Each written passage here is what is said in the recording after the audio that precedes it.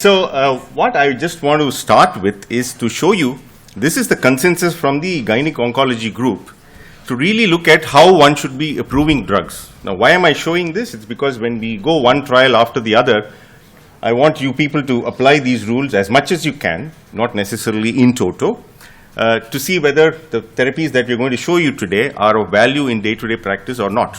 So overall survival is as usual the best. But we all understand that in most trials that we are looking at and reading, that's not the primary endpoint. Progression-free survival is the primary endpoint. So in frontline, if you have a progression-free survival benefit with good quality of life, at least there shouldn't be a detriment. It could be either quality of life or a patient-related outcome. PRO is patient-related outcome.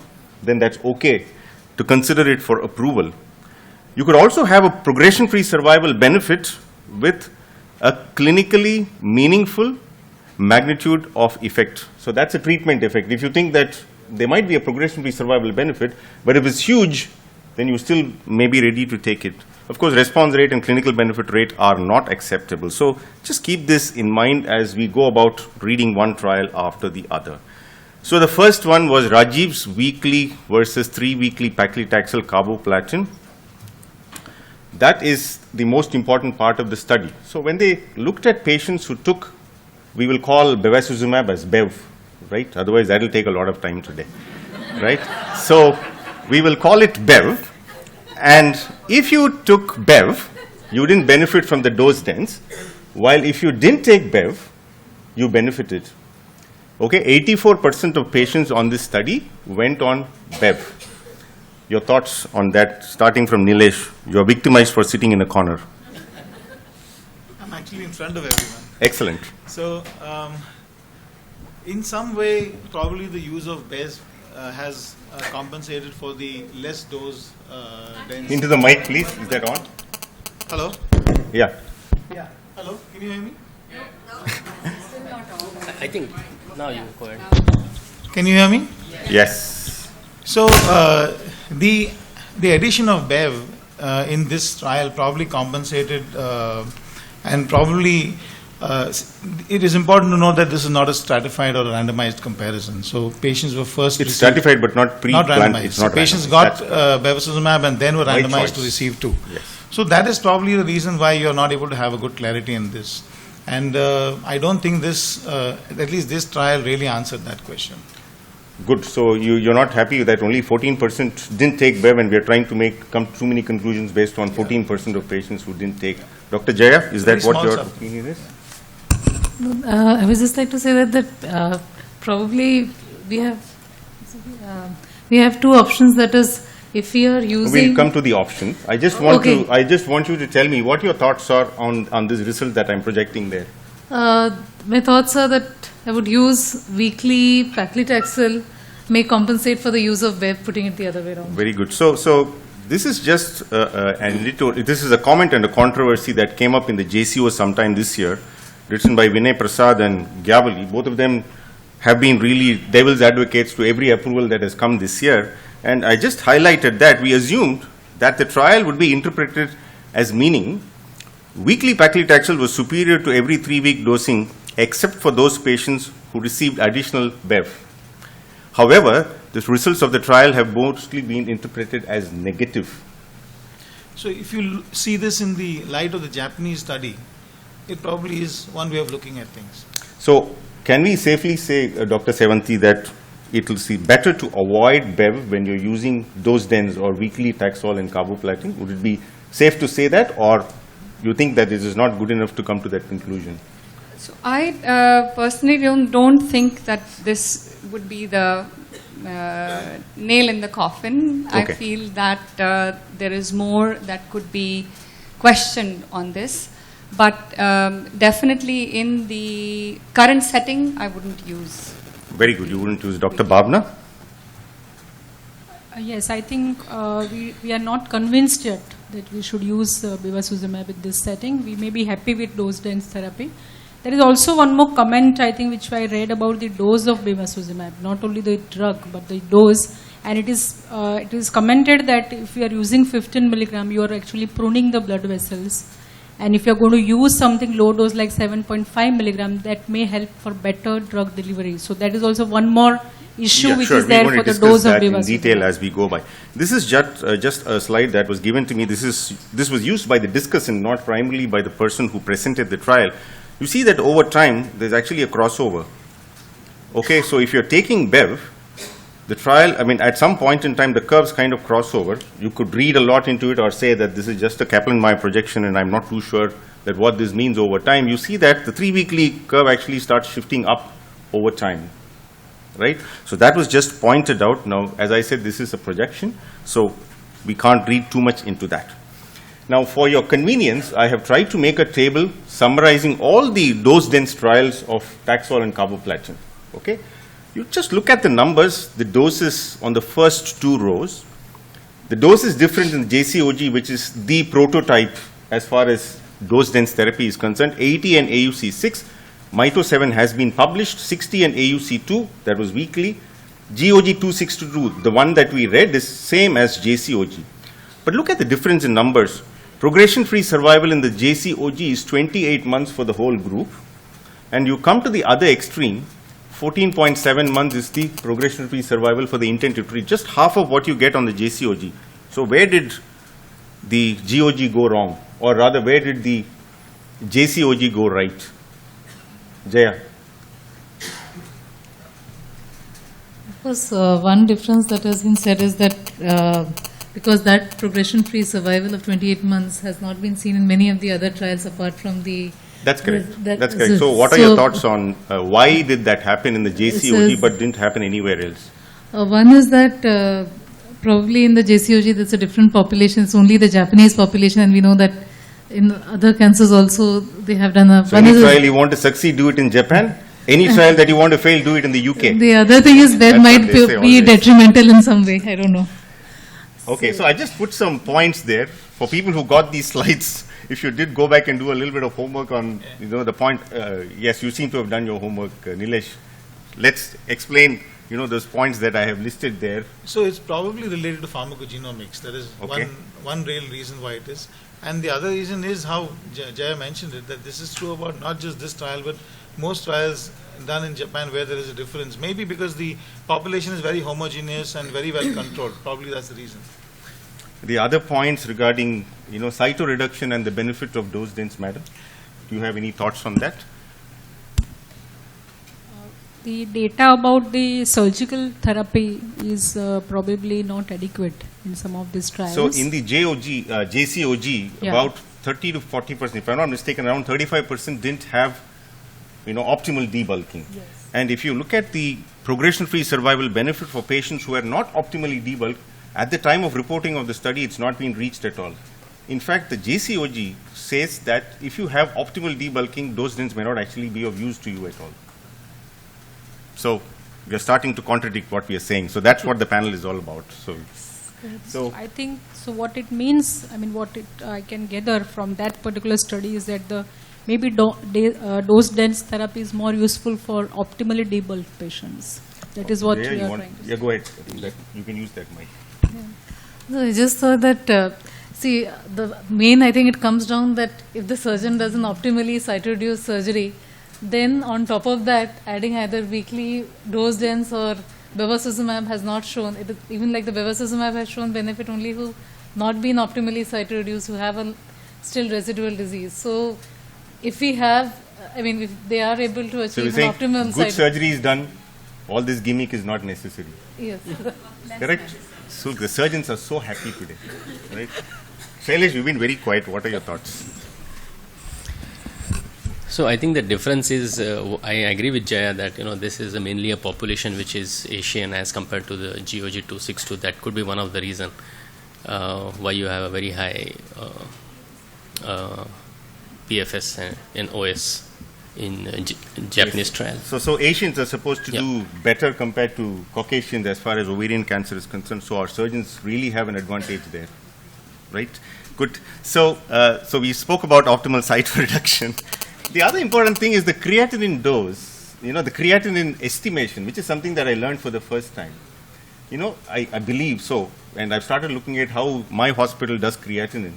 depending on the method that you use to estimate your creatinine, you can overestimate or underestimate your GFR, and hence you may give more than the adequate doses or lesser than the adequate doses of carboplatin. And I believe the way that it was calculated in the JCOG, they ended up receiving, although AUC 6, the absolute amount of carboplatin that they received was much higher than what the other trials actually got. So that, they say, is one other reason for what really happened. Very interesting if you really go into the details of it. Yes, let's move on. What about toxicity? You know, all of us love using this combination in patients with breast cancer, even if without carboplatin, weekly Taxol.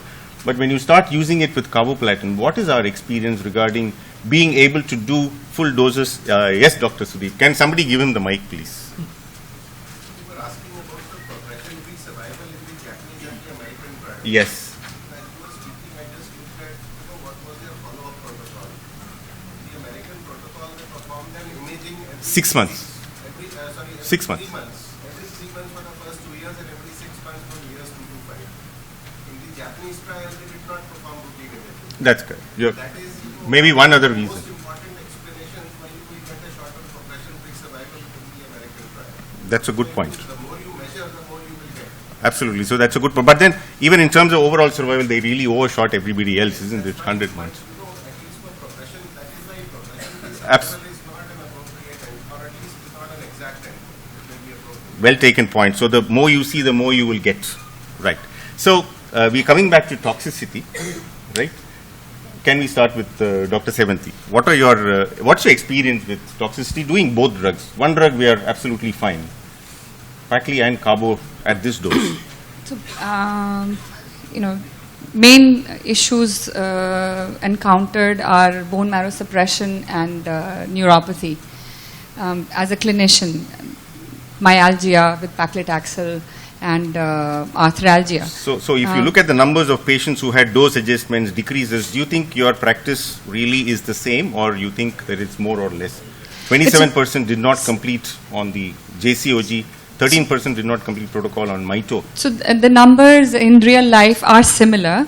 There are differences in the trials. I mean, if you just look at that number, it's double. But even then, I feel that from the bone marrow suppression angle, if we are aware and we manage, these things are manageable. They are not restrictive, at least, in terms of managing the patients when you take the dose dense protocol and compare it to the every 3 week. When you're combining with BEV, then there are additional issues that you have to keep in light and manage as you go along, and those become very important. Nilesh, you want? So, when we are speaking about weekly Pacli and carbo with an AUC of 6, generally it's a very well tolerable regimen. At least from the point of nausea, vomiting, or body ache, arthralgias, it's much better tolerated, even from the myelosuppression point of view. But as you go beyond the 5th and 6th cycle, probably neuropathy sets in a little earlier and more severely, related to the larger dose that you're really giving. So apart from neuropathy, which is a big difference, or in a higher incidence with the weekly, it's otherwise a much better tolerated regimen. Very good. So we are happy that most of our people are okay with it. Yes, madam, please. Especially neuropathy, if you can add on Yes. that towards the end. Yes. Regarding the neuropathy, as my colleagues have said, that weekly therapy, all of us face that problem, and many of our patients are diabetics, and they would probably have a suboptimal neuropathy already, which we are not, able to check clinically when we begin the treatment.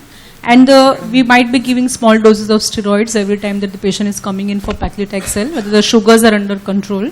And so everything probably put together, or sometimes you are dealing only with patients who are, say, completely vegetarian and they have B12 deficiencies. So there are many other things also. Probably we may look into that and we may be able to still complete the Absolutely. therapy. You can alleviate some of these toxicities these, by yeah. being a better clinician. Sailesh. We have regularly started using it in adjuvant, but I have tried it in neoadjuvant setting as well in 3 patients. And it's unbelievable, all 3 had a pathological CR. You'd mean the dose dense? Yes. 80 weekly plus Yes, AUC yes. 6 weekly. Very good. So that's good to hear that we are able to do this, not like what was the experience of the Japanese or what the GOG had. So if we can just quickly summarize this part, is this practice changing as a group? What would 5 of you So think? based on the data, probably not, but I think at a practical level, we are all doing it. You're all doing it very good. So one problem was reproducibility. There were 12 dose dense trials. Only 2 of them have really shown improvement in progression-free survival. Do we think subgroups benefit, or we don't want to go hair splitting? If we are able to do it for everybody. So again, going back to data, probably somebody who is less optimally cytoreduced may benefit, but now I don't think any trial is going to come up which is going to answer that question with the addition of BEV coming into most standard. Because all our trials. surgeons are better now. That's the reason for improvement in survival. 3 weekly versus weekly carbo, what would you prefer? 3 weekly standard. Very good. And I think the 2 weekly probably causes more anemia, but I'm not really sure about that. Okay, you're happy with 3 weekly, that's great. Cost?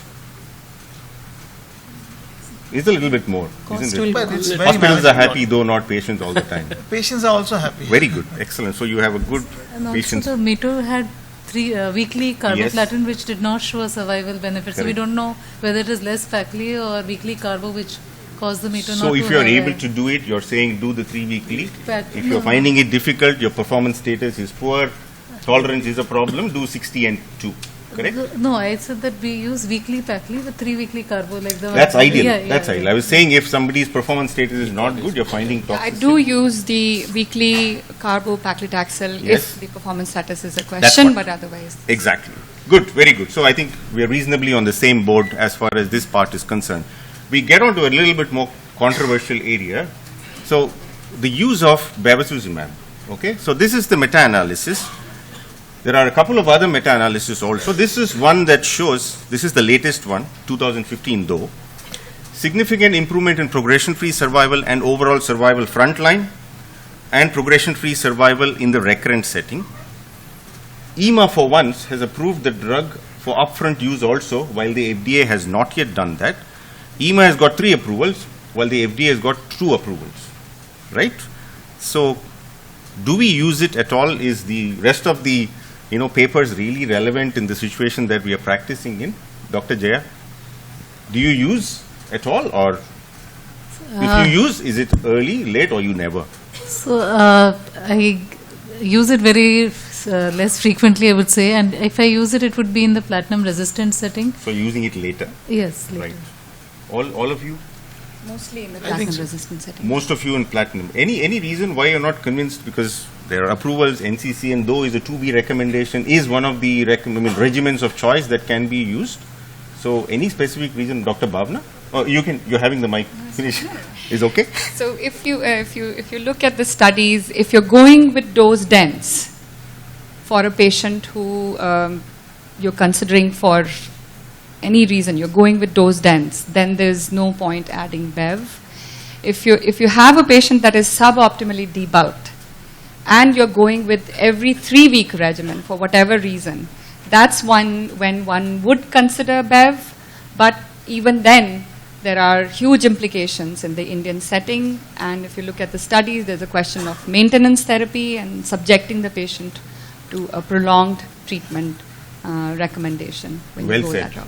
So, I think weekly paclitaxel is a poor man's PEF. brilliant. That sums it up all. We can, I think, move on to the next set of questions, isn't it? So that's all the BEV studies for you in one go, right?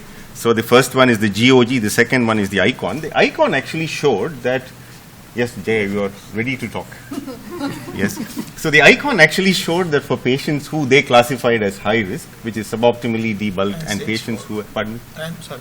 Yeah, and patients who are stage Stage 4, there was a survival benefit. So would you give any value to that analysis, or you would say that, no, that's not, because about, if I'm not mistaken, again, some 45% of patients were high risk as per their categorization, which is not bad for a So- huge trial of that size. So while I don't use it in upfront use, if at all I had to use, that would be the group where I would probably That would be the consider group. using. So if you're worried about using dose dense protocol, you would go ahead and use something like that. So duration, yes, Jaya. Go Yeah, I ahead, go just ahead, wanted go to ahead. point out that you showed the curves crossing over. Yes, If you see those icons, 7 curves, even they cross over. yes. Dr. Tiwari actually showed that.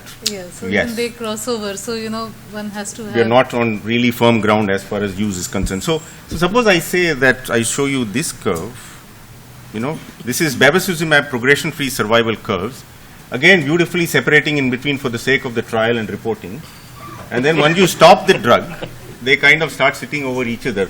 Now the implication of seeing something like this is, if we tended to continue the drug, do you think that this would have remained away from each other rather than sitting on top of each other over time? Because if you look at any other disease, where Bev is used, it's used till progression or till your pocket is empty. Here it's 22. Yes, so for some reason, in all the ovarian upfront studies, it's 22 months and then you stop at that point in time. And in all of those studies where you stop it, the curves come in together. Yes, so do you think that there may be we'll keep the PARP inhibitor alone, we'll come to that point very soon. Do you think it might have been, better if it was continued? Do you think that the results would have been any different? I don't know, I'm just So asking it's you from possible what there you're may saying. be a role in maintenance. Yeah, this cycle 22 up to what we say that honestly speaking, I have not exactly understood that number. Why 22? Why exactly 22? But some of the cows, as we were studying, we have seen that most of them they start merging. Whether that is the reason, I am not very sure. But I was just wondering that if it is really working for the patient, whether we can continue. Yes, so that's exactly Yeah. what I'm trying to ask, because people talk about remount, tumor increase when you stop the drug and so on and so forth, though it's there in the lab, we don't tend to see it so often in patients in whom we have used the drug. So that's just a provocative question that I was really trying to say. What about, Jaya, you said you use it in recurrent setting, resistant patients. What about complications in a situation like that? Do you think the complications are higher in that setting and it's not safe? Yes, like beyond third line use of bevacizumab, especially when they have omental thickening, and also bowel involvement, those are the patients where you would tend to have more perforations. So even if one has to use it in the recurrent, it has to be a little earlier on in the recurrent rather than very late platinum resistant cases where there would be at a higher chance of perforation, apart from, of course, hypertension. Though what you're saying is right in terms of some numbers. I put up those numbers there, all the 4 studies of bevacizumab.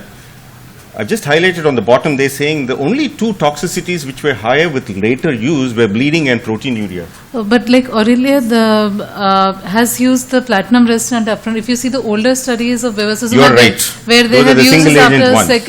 You are absolutely right. But just to show you that, show all of us rather, not only you, that later use, though we always assume that is with a lot of complications, at least from the trial point of view, only bleeding and proteinuria were increased. Yes, But in the practical clinical setting, I don't think this applies. I think we see higher amount of complications in patients with bowel involvement. And of course, this is a very carefully selected PS1, PS2 group of patients. That may not be the case in most of our patients in the 3rd and 4th line. correct. So I So think we need to be very, the very apprehension careful in using remains. it. Okay, very good. What about quality of life, Dr. Bhavna, in case you're using it routinely?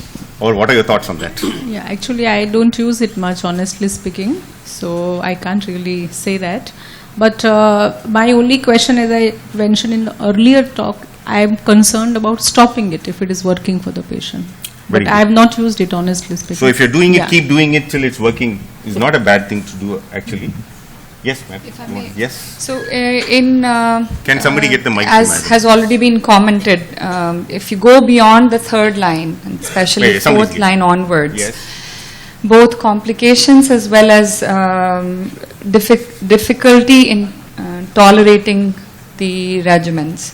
And I've seen it both. So the later it is, the The worse it later, is. yeah. Very good. Tough. Madam, I have one question. one question. How much of the survival benefit you are going to offer to a patient when you are advising bevacizumab? So our or panelists Bev? have beautifully said they don't want to do it at all. So the Yeah. problem is solved. So this is what, basically, we want So- one answer, like how much of the survival benefit? So I think And it's what are we so looking at? Is it this toxicity? would have So been, much of the toxicity? everybody here agrees And- with you. So- Everybody this here also agrees the with you. cost? You don't agree, sir wants to say something. So somebody, Amit, who is sitting here, told me the other day that if patient survives even for more than 3 hours, patient wants, I'll give it. Amit, where are you? So it's like giving it for a year for a 2-month survival benefit. Right. Yes, Now, sir. when you use BEV, Yes. you know how good it is. If you have not used it, You will you're never know. scared about it. It's exactly like touching an animal. Sorry for the very For me, bad. if you bad ask this Dr. thing. Subramanian should Yeah, have to tell so- me, if only so- if you take a so glass in- of whiskey, will you know, select- otherwise you will I mean, never know, he will say. We are not doing trials, but in the clinical practice, when you start using it, the bevacizumab, in any setting, I think once you get used to the complications, I think it's very good, very smooth. Just to quote, one patient doesn't make a difference, but one of the patient is getting beyond 1.5 years. The 3rd recurrence, Dr. Rama would recount that patient. She is, after 3 surgeries, she is still getting 1.5 years. I'm scared of the recurrence in her, but the patient is more scared than me. She says, doctor, I'm doing so well, why do you want to stop it? So I think when you use it, it's actually really good drug. Correct. So I think your point is very well taken. Every trial and every drug that we believe in depends on what our conviction on that study is. So you could, we could argue on this end point for hours together. Which one? Sir, madam wants to know, is it a high-grade serous cancer? Yes. High-grade serous cancer. This, I remember this patient actually. Very good. I had operated Then we will third continue time. if you remember it. No, Then no, that that's problem is fine. even more solved. But these are the two aspects of the thing, and I'm very happy that Dr. Rangarao really pointed Very out good. that. So I think many but people that who is the believe- patient, yes, she is doing very well, and after the Sir, third surgery. surgeon has given you a certificate, so that means patient is really doing very well. So done. Over for the day. Madam, we'll move on. Sir, no time. I've got 14 minutes to go. I've got 3 abstracts to discuss. Over. Everybody accepts that the later you use, there's more complications. But sir says that if you have to get comfortable with the drug. So which is also agreed. Both sides are correct. So it's there for you to use. The benefit versus risk, I think, has to be discussed on a patient level. One cannot extrapolate and say, everybody should have or everybody shouldn't. And those are the things that are important about the specialty that we work in, rather than saying everybody should have and not. We go to the GOG 252 schema. Just one thought on the randomization. Looking back from the GOG 262, you think that arm would have actually performed better if Bev was not there? Yes, very good. Okay, so quickly running through that, 28% shifted from the IP cisplatin arm to the IV arm, 16% shifted to the IV arm from arm number 2. So Dr. Sudeep has already pointed out one of the reasons why this might have happened. We are talking about the progression-free survival itself. So your experience with intraperitoneal chemotherapy, anybody here has any experience? I don't have.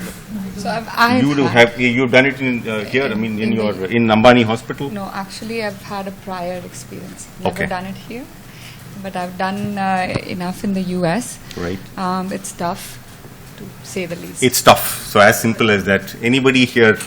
So if I just move on and ask you, in the light of GOG 252, we're quite okay.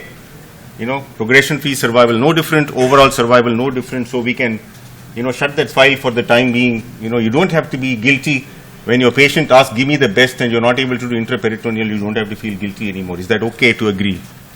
It's okay. Additionally, most patients can't complete not more than 40 or 50% patients really are able to complete the intraperitoneal course of treatment. So I think they're probably equivalent.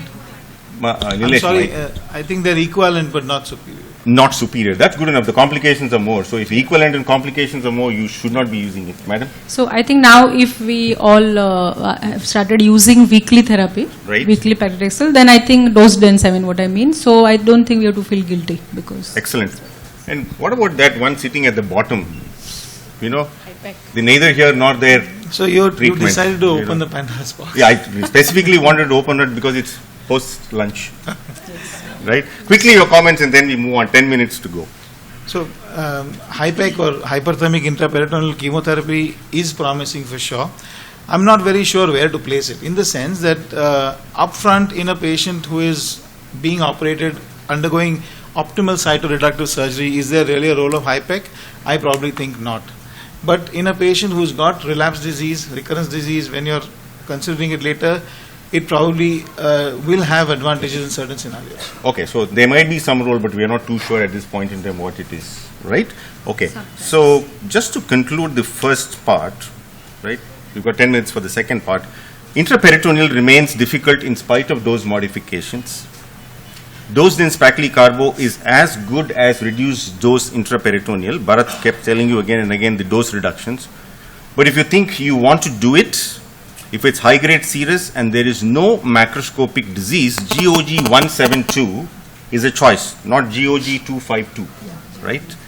BEV cannot be recommended, at least with dose-dense or intraperitoneal. Dose-dense because it probably is little detrimental. With intraperitoneal, it's toxic, so we won't use that. Not yet time to change practice, so if you're happy doing dose-dense, continue to do dose-dense. We didn't discuss about biomarkers. I don't think it's prime time to really adopt any biomarker. Very good. So if I can diplomatically end this part, dose-dense paclitaxel is one choice. 3 weekly paclitaxel plus minus BEV. Okay, not necessarily you should be using for people who use, nothing wrong in using it, there's data for you to support that. And intraperitoneal chemo as in GOG 172 if there is no macroscopic disease. Okay, are we all okay with that? Very good. Sir, please. For dose dense, there is one more word we should add. Yes, that please. Mucin and clear cell should not be for the dose dense. Right, so same would be the case with bevacizumab Especially, also. So most especially of in these- dose dense, the So I mention think is there. we are looking at them as a little different in terms of the disease biology and behavior, isn't it? Right. So maintenance therapy. Madam, I have to do a little bit of PARP and then we'll give it off. Little bit of PARP, very good. Because I've got some time to go. Yes, maintenance therapy, anybody, three of those which are possibly choices. Do we do any of those three? Bevacizumab we have spoken enough. What about 1 and 2? No, I don't. No. Nobody at all. So I think if you want to really call last year as PARP inhibitor the year of the PARP inhibitor, it wouldn't be wrong at all, right? Because 3 studies were reported, one which was read earlier, and the other one, niraparib, which again they're going to talk about in the next session, and rucaparib, which is again something that they're going to start in the next session. So these 3 names, madam, surgeons have to pronounce before dinner. No. If they say, before giving the token, you can give them the plate or the glass, whichever is first. Right. So this is olaparib. So these are the summary of the results. Overall survival in the whole group, not significant. So this was an exploratory analysis, right? PFS and OS is superior in BRCA mutants. In fact, there's a tail to the curve, the one that your immunotherapy kind, about 20% continue for a long time, like what Tejinder had said. Time to first treatment, second treatment, better for olaparib. Very few AE-related discontinuations, less than 10%. In fact, it's 6 and 8%. Placebo, 6% discontinuation, 8% on the other arm. In fact, even patients with wild-type BRCA, for that reason, might also benefit. Let's not go into niraparib now. What I want to ask you is this. Should BRCA testing be done for all, some, or high-grade serous? What about somatic mutations in the light of what Dr. Tiwari told you this morning? So I've just put up the same pie chart again. Okay? Half of them are homologous recombination deficient. Some at the bottom are possibly deficient, and others, because of certain other mechanisms, also might be deficient. So you're seeing a huge fraction of these patients who can actually end up benefiting from one of these therapies. And the reason you will see this again is this slide. This is niraparib maintenance, 21 months versus 5.5 months if you're mutant. Tell me where else can you see difference in numbers like this? If you're not mutant, but if you have a HRD positivity, 3.8 versus 12.9 months. Even if you didn't have any mutation, still your progression-free survival doubled from 3.9. Look at the hazard ratio, 55% risk reduction. So I don't think you will see any such numbers in most cancers that we are discussing about today. So if it's the discovery of the year in terms of reporting trials, that's what it is. And for me, it looks from these trials and from the pie chart that a huge majority of all patients should be having this if they can afford the drug. Do you agree with that or you don't?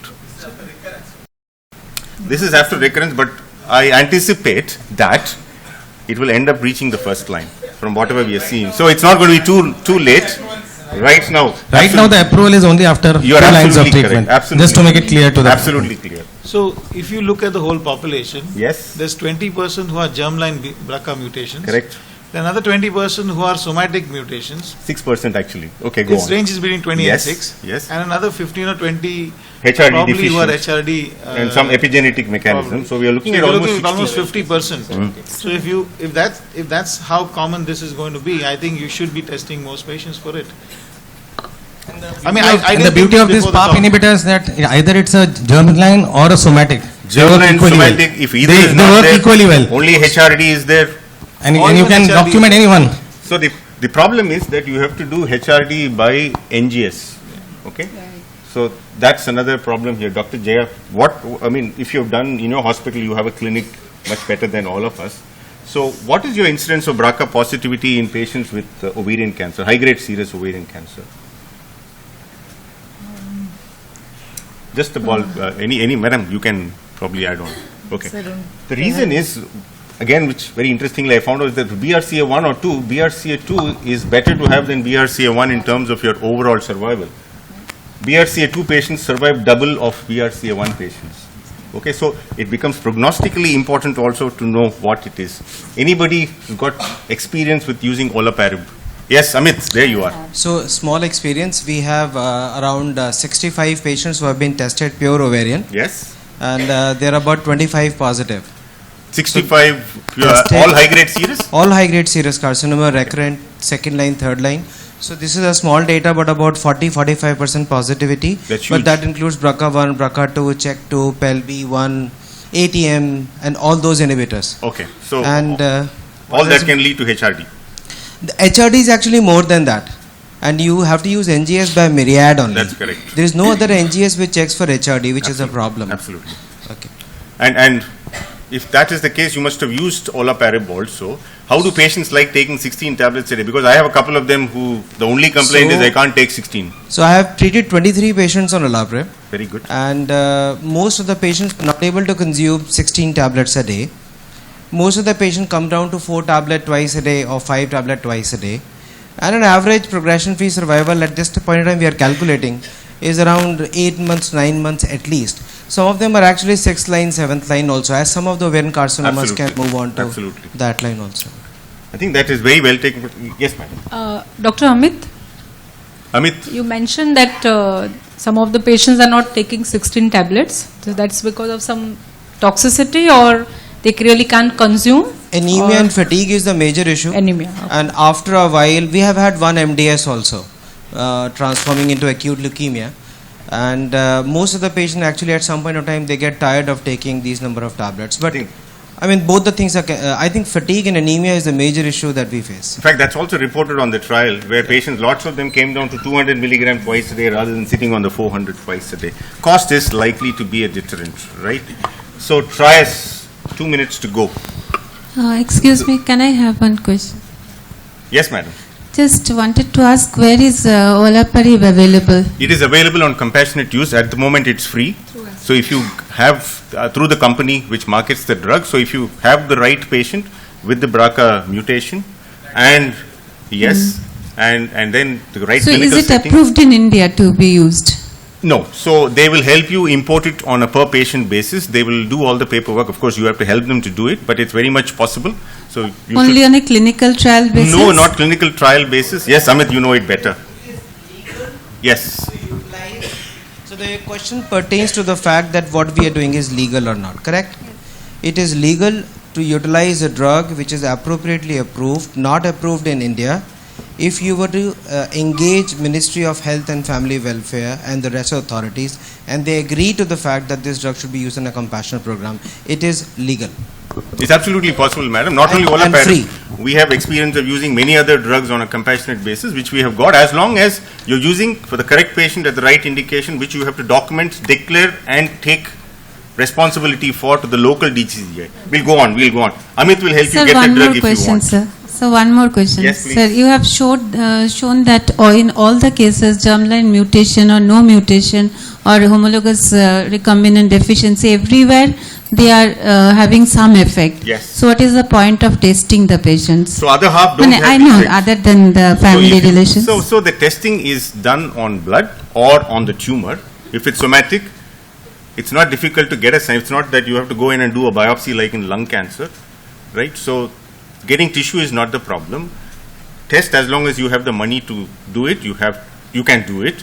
If you have the money to buy the test, if you have the money to buy the drug, you will have money to do the test. So it's not justified and going and using an expensive drug when you can get the test done very easily. Anybody for Just one trial- point that, so the reason to test is also because when you are putting the drug for the patient, you are committing the patient to be taking that drug, and how beneficial is that drug going to be for the patient is measured by all these 3 different stratifications. Right, so we'll summarize and stop, 30 seconds to go.